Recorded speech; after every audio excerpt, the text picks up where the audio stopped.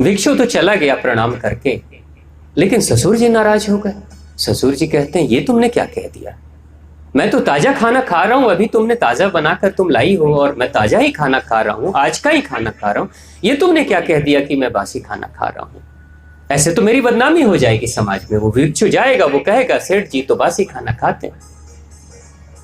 विशाखा कहती है, बाबूजी बासी ही तो खा रहे हो, ताजा कहां खा रहे हो?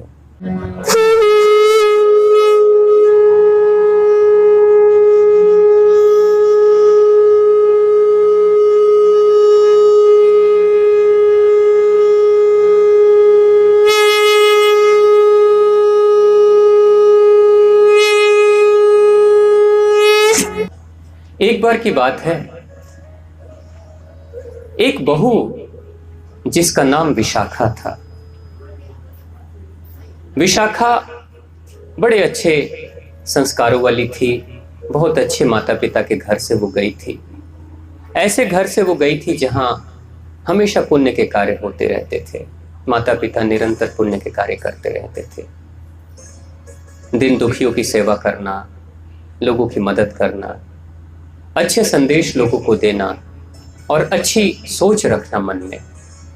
तो विशाखा एक ऐसी बेटी जो विवाह के बाद अपने ससुराल जब जाती है तो जिस घर में वो जाती है वो घर तो बड़ा धनवान था। उस घर के जो उसके ससुर जी थे वो बड़े धनवान सेठ थे, लेकिन बड़े कंजूस भी थे। पैसा तो बहुत कमाया लेकिन बहुत कंजूस थे वो। तो विशाखा जब जाती है बहू बनकर तो सोचती है कि मेरे घर में तो निरंतर दान पुण्य होते रहते थे और शुभ कार्य के लिए माता पिता प्रेरित किया करते थे, लेकिन यहां तो शुभ कार्य की और पुण्य की बात तो कोई करता ही नहीं है। लेकिन वो देखती थी कि पैसे तो बहुत है, धन दौलत तो बहुत है।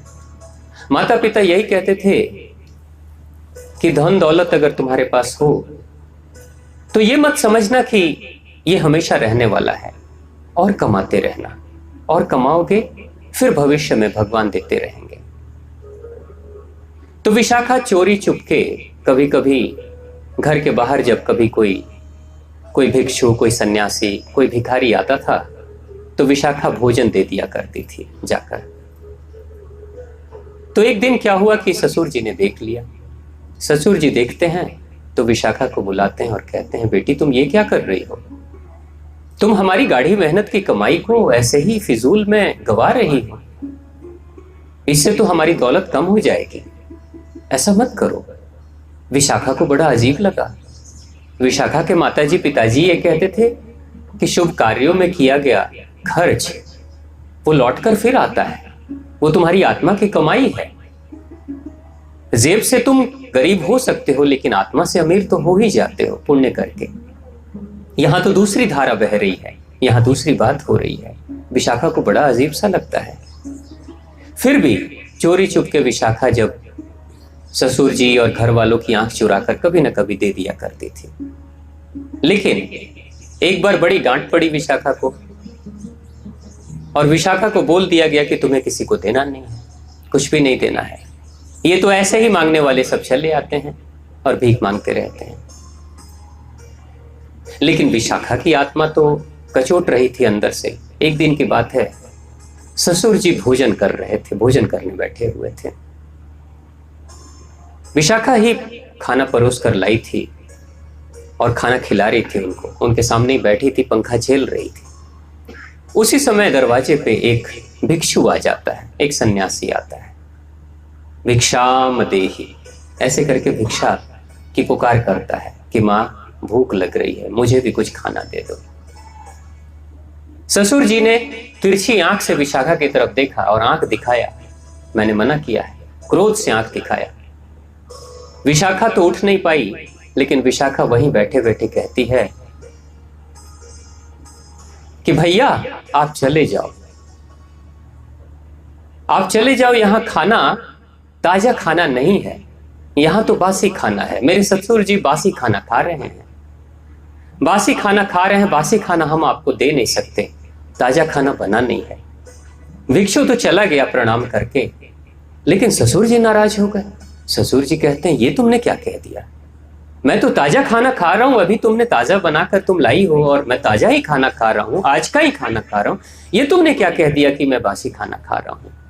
ऐसे तो मेरी बदनामी हो जाएगी समाज में, वो भिक्षु जाएगा, वो कहेगा सेठ जी तो बासी खाना खाते हैं।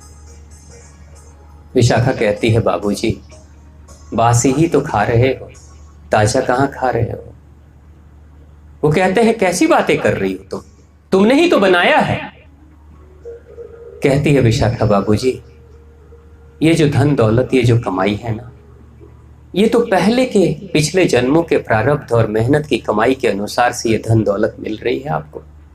पहले जो कमाया वो आज बैठकर खा रहे हो, बासी ही तो है, आज थोड़ी कमाया है। आज क्या कमा रहे हो, कल ये दौलत बनी रहेगी कि नहीं बनी रहेगी, कल कंगाल हो जाओगे, क्या हो जाएगा इसका क्या पता। बीते हुए कल का भोजन आज कर रहे हो, बीते हुए मेहनत की कमाई आज खा रहे हो। आज क्या कमा रहे हो, आज तो कुछ नहीं कमा रहे हो, धीरे धीरे कंगाली की तरफ बढ़ रहे हो। आहिस्ते आहिस्ते ये सारे पुण्य प्रताप आपके जो खर्च हो जाएंगे दौलत के रूप में, तो बाद में कंगाली तो होना है, बासी ही तो खाना इसको कहते हैं। आंखें खुल गई ससुर जी की।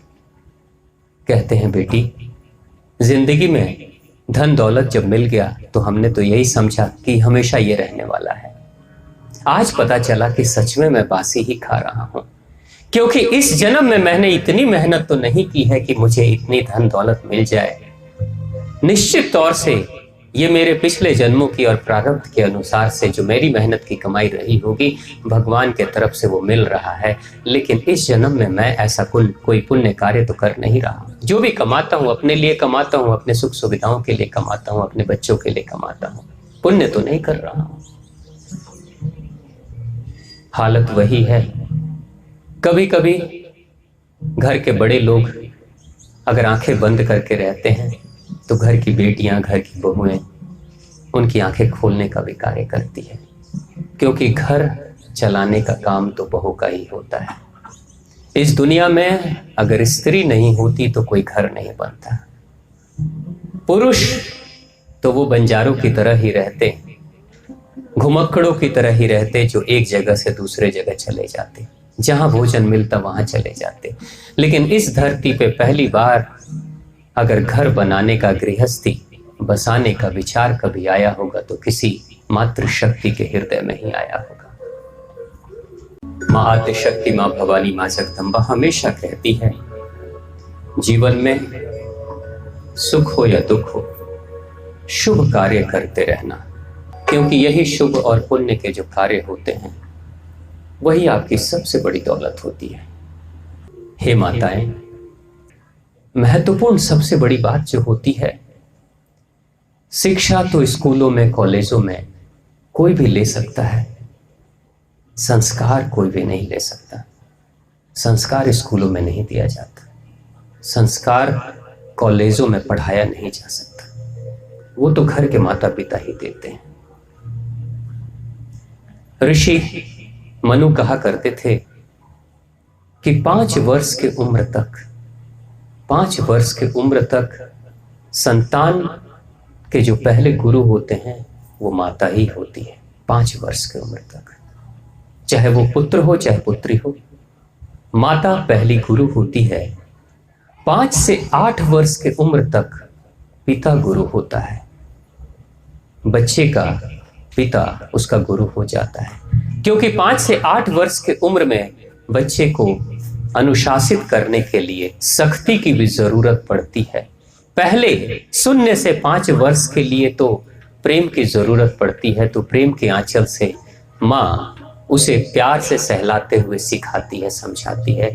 लेकिन 5 से 8 वर्ष की उम्र में पिता की सख्ती की जरूरत पड़ती है, इसलिए वो कहते हैं कि पिता को 5 से 8 वर्ष की उम्र तक जरूर गुरु का रोल अदा करना चाहिए। उसके बाद हमारी परंपरा में बच्चों को गुरुकुलों में भेजा जाया करता था। यही कारण है कि भगवान गणपति गणेश से जब कहा गया कि जो इस पूरे ब्रह्मांड की परिक्रमा करके जो सबसे पहले आएगा वही पूजनीय होगा। भगवान गणपति गणेश ब्रह्मांड की परिक्रमा करने के लिए अपने माता पिता की ही परिक्रमा करते हैं। माता पिता की परिक्रमा क्यों? क्योंकि जिसने जन्म दिया, जिसने इस दुनिया को दिखाया, दुनिया में चलना उठना बैठना सिखाया, आंखें जिसने खोली है, सिर्फ शरीर की आंखें नहीं, मन की भी आंखों को, बुद्धि की भी आंखों को खोलने वाले अगर कोई है तो वो प्रथम गुरु तो माता और पिता ही हैं। इसलिए परिक्रमा वही करते हैं। प्रेम से बोलिए माँ आदिशक्ति, माँ भवानी की, माँ जगदम्बा, माँ परम्बा की जय हो।